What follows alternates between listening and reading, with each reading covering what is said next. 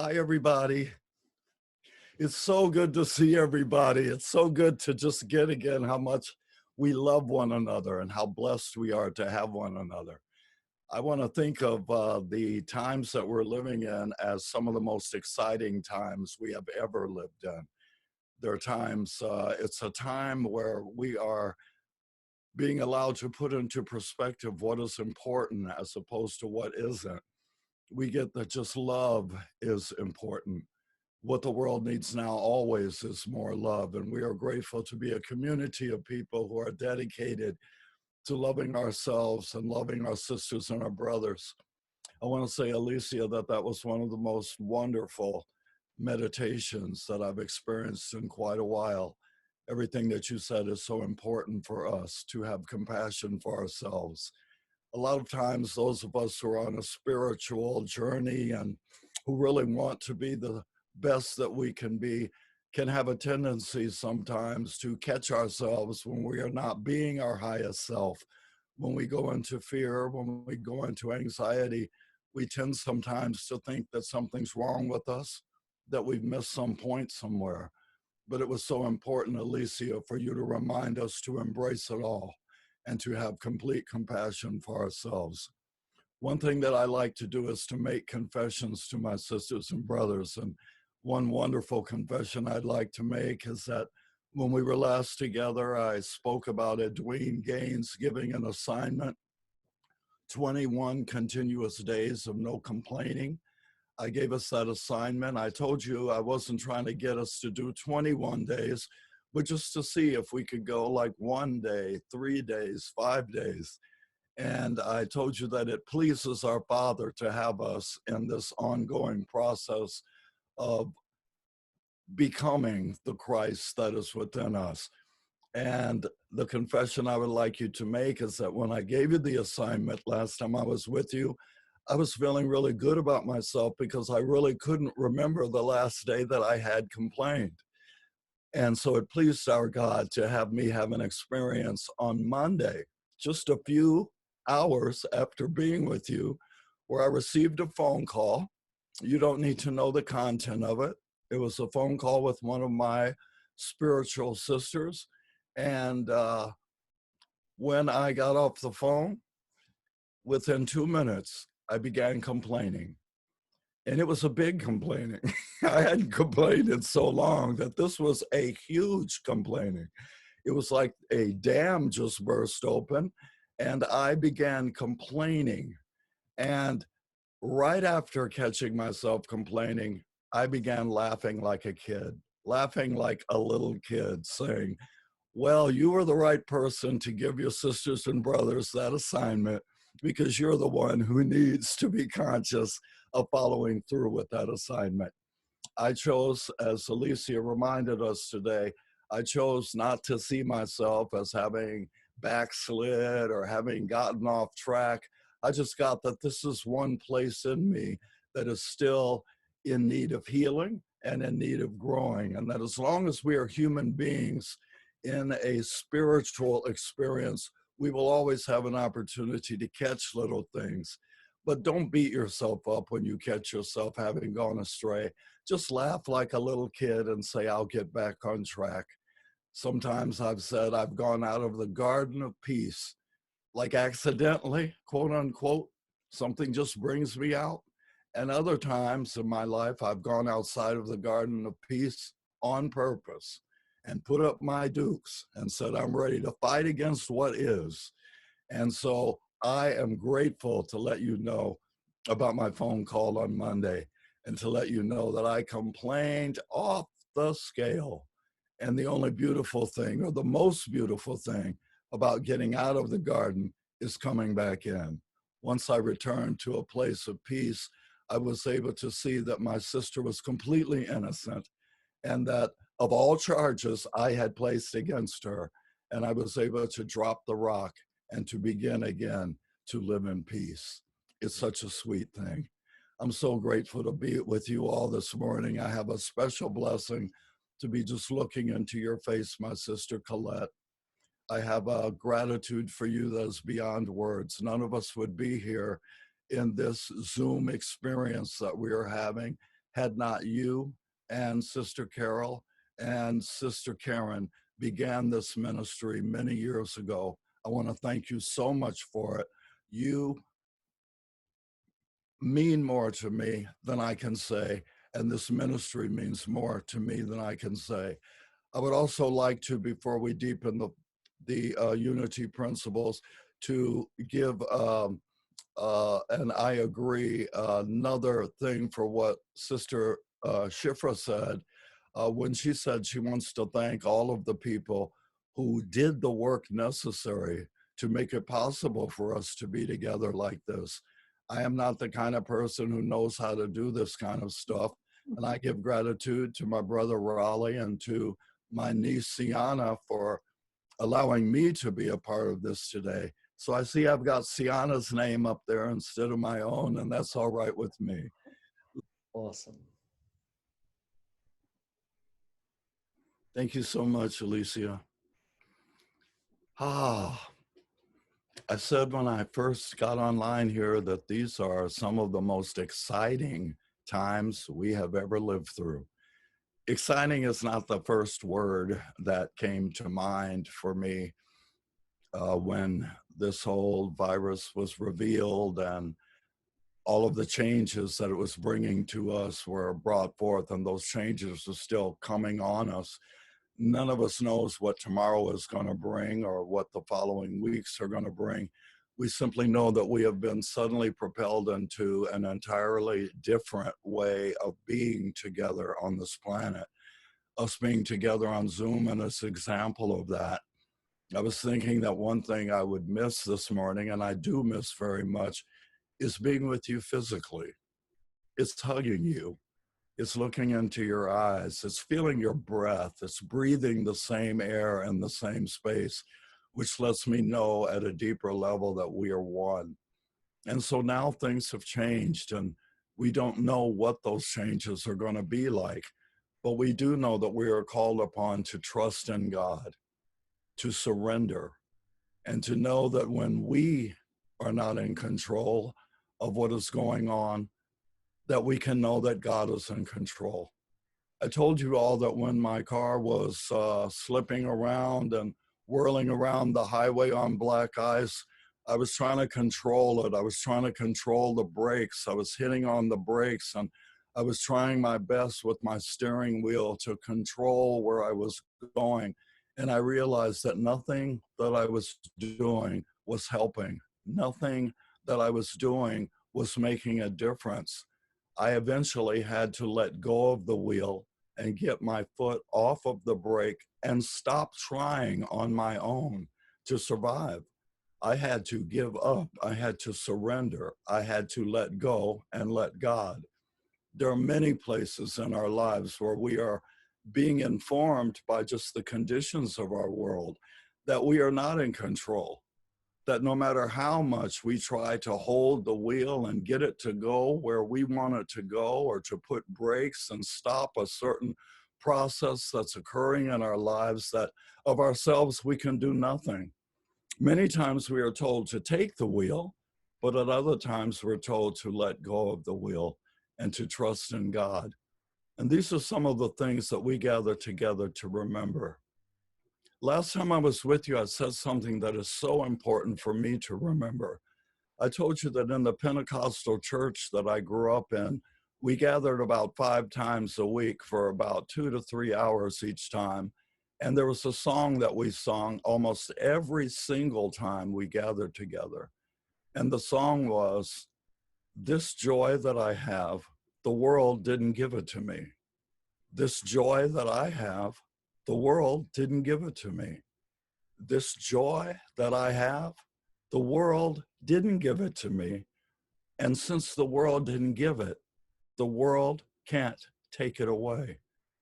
It was such an important song for us because we were living in a world at that time in the 1950s where, particularly for people of color in the United States, it was clear that the world was not designed to give us much joy. There were all kinds of places where the doors were shut on us. I can still remember the time when the uh, the city swimming pool finally allowed people of color to come in and swim. That door had been closed to us. No matter how hot the summer was or how much we would like to swim, the door was shut for people of color to swim. And at some point, it became available to people of color on Friday, the last 3 hours of the pool being open, because they were going to clean the pool at the end of that Friday night. And so we were allowed to come and quote unquote dirty up the pool with our coloredness, knowing for the white people who the door was open for that they could have a clean pool on Saturday and through the next week. Doors were shut for us economically and socially all over the place. So when we gathered together and saying the world didn't give it, we were really clear the world is not giving it. And and as opportunities began to open for us, and as opportunities have begun to open for women in this country, and opportunities have begun to open for people who were in categories that were disenfranchised, we still want to remember that the world is not the cause of our joy.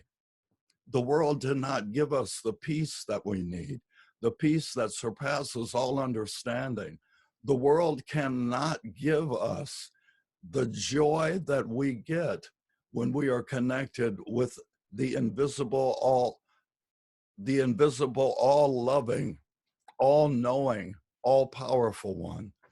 And so it is so tempting to believe that we can find peace where it is not to be found in a world. This world has proved to us time and time again that it is not a place to hold on to for safety. What we're going through now, as I said, is a place and a time of unknowing. We don't know what tomorrow will bring. We don't know what this coming week will bring. We are simply in a place of trusting and letting go. And the five unity principles are able to assist us in this. And our love for one another is able to assist us in this. And our gathering together, whether we gather together physically in a one particular spot, or whether we're to gather together here online in Zoom, it assists us in remembering that our power source is within us. I have often said that God is in heaven. Heaven is in you. Holy is your name. God wants you to know there is nothing to fear and that there's nothing and no one to blame.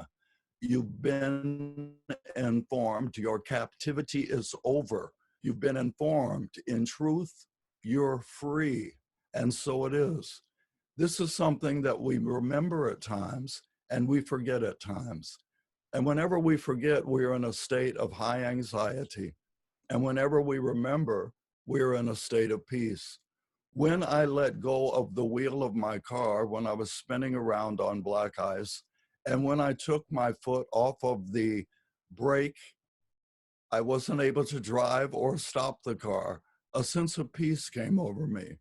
It was the peace of knowing it's up to God. Everything is up to God. I can't do it.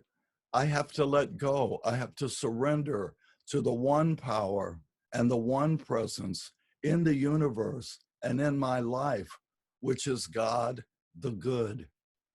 I've been thinking for the last 10 or more days about that Chinese coin that I talk about periodically. The Chinese coin that has the exact same symbol on both sides of the coin, but it is interpreted in a different way, the same symbol. And I think now of what's going on in the world, it's a symbol. And the symbol can be interpreted in either of the two ways that the Chinese coin symbol is interpreted by us. One interpretation is danger. Well, no one has to school us in getting better at recognizing the feeling of danger in the world right now, that there's something out there, something that can take our lives, something that could take the lives of our loved ones, something that has us hunkered down at home, fearful of the danger of gathering together in large groups. So we don't have to get better at responding to things like what is going on with an idea that it seems that something dangerous. The world is a dangerous place. No one has to school us on interpreting the symbol that way. But we do need to be reminded, and we can remind ourselves and remind one another and be reminded by one another to also know that there is another interpretation of what's going on, and that that interpretation of the symbol is opportunity. We have been brought to a place of great opportunity in what is going on. I know for me, it's an opportunity to look and see the things that I have given meaning to that really have no meaning. Of course, in Miracle says that I have given meaning to everything I see and everything I experience. What's going on now has put many things into perspective for me.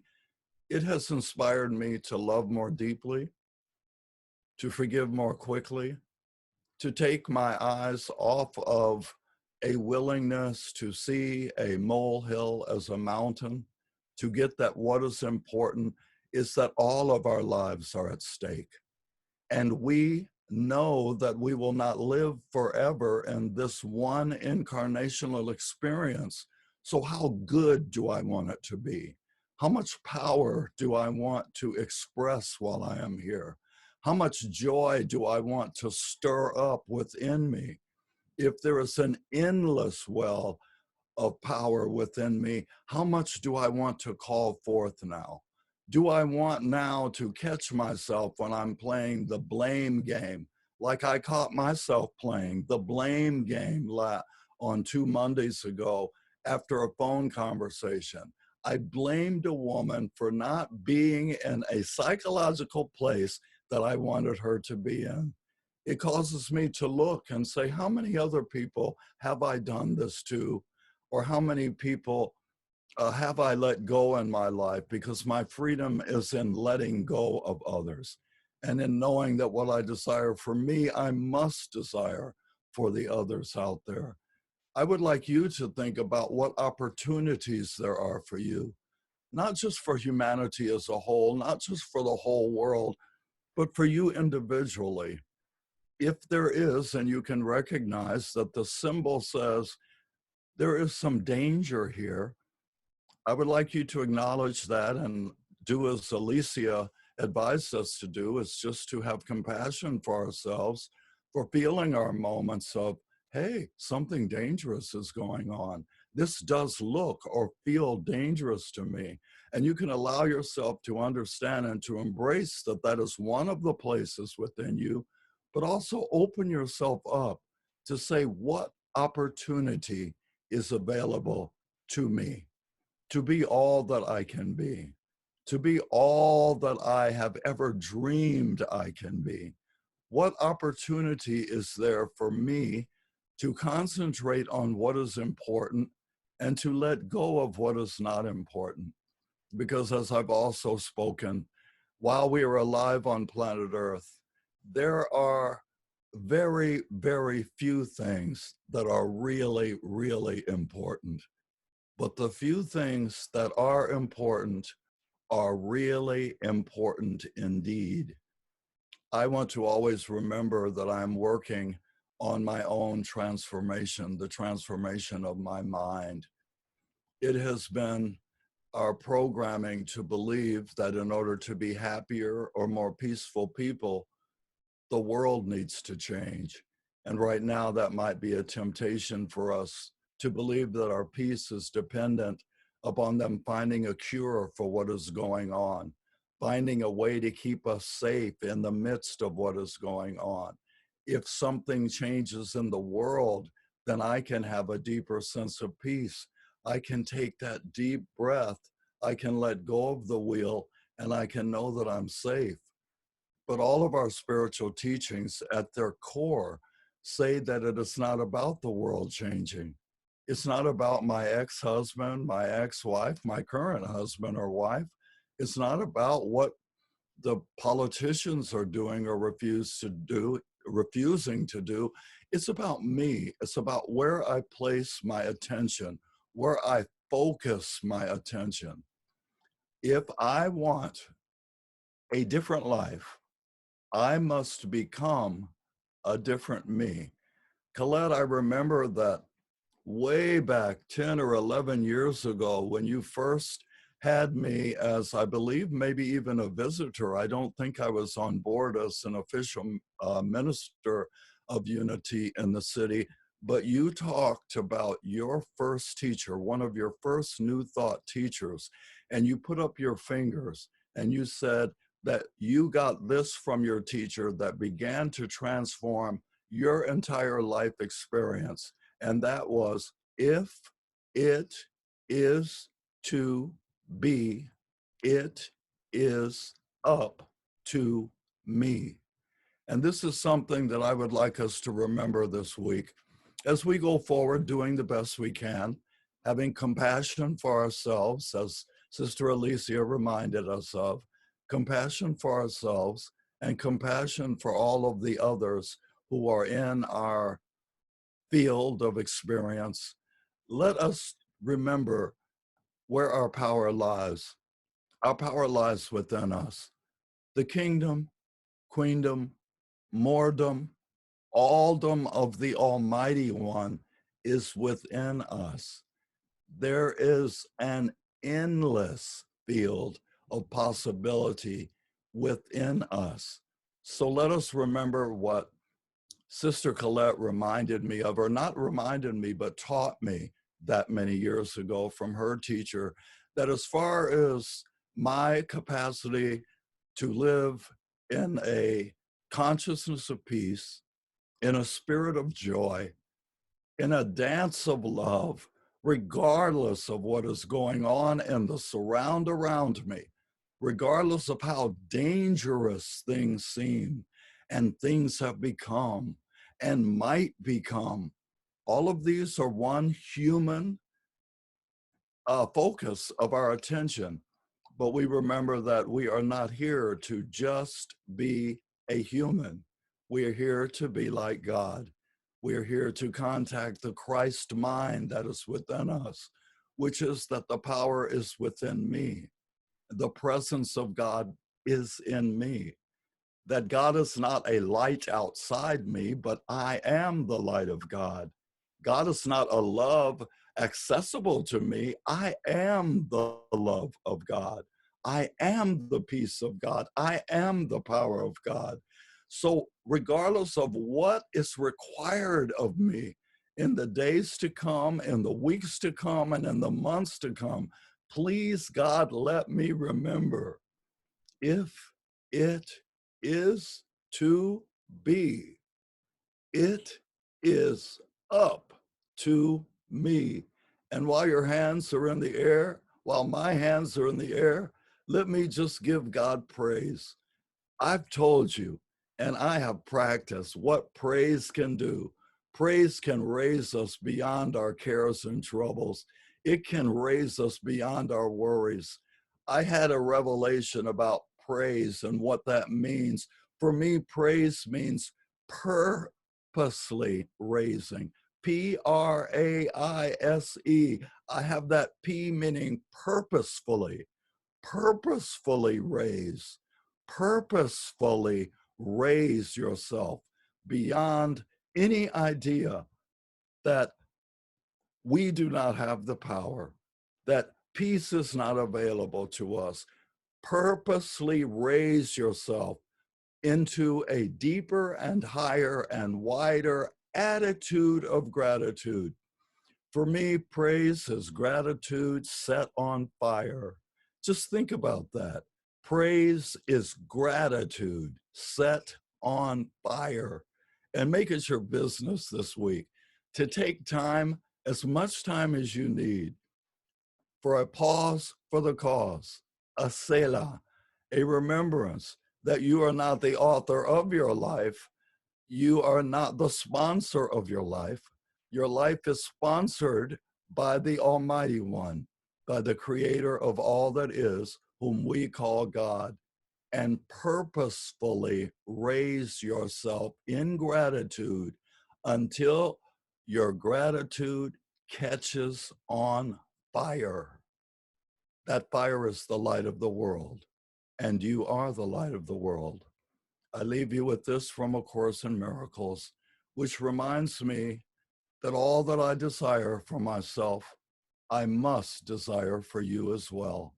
And not only you who are a part of my spiritual community, but for those outside of my spiritual community who I sometimes tend to think is so unlike myself and so not as quite on the mark as I am. I want to remember that the love and the peace and the joy I want for me, I must extend to others. A holy instant is a place where I've forgotten that I am separate from you, and I have returned to the glad remembrance of our oneness. And so, brothers and sisters, I desire this holy instant for myself, that I might share it with you, my sisters and my brothers, whom I love. It is not possible that I can have a holy instant without you, nor is it possible that you can have one without me. And so I choose this instant, as the one to offer to the Holy Spirit, that her peace may descend on us and keep us each in peace. Peace that passes all understanding, peace like a river. I love you one by one and name by name. You have made of me a better man. You have made of me a better human being. You have made of me a better minister of the gospel of the good news that the kingdom, queendom, mordom is not a coming event. It is the current attraction. We are living in heaven right here and right now. Let those who have eyes see, and those who have ears hear the chorus that we sing, the chorus of the peace song that we are. And so it is. Thank you for your listening. Amen.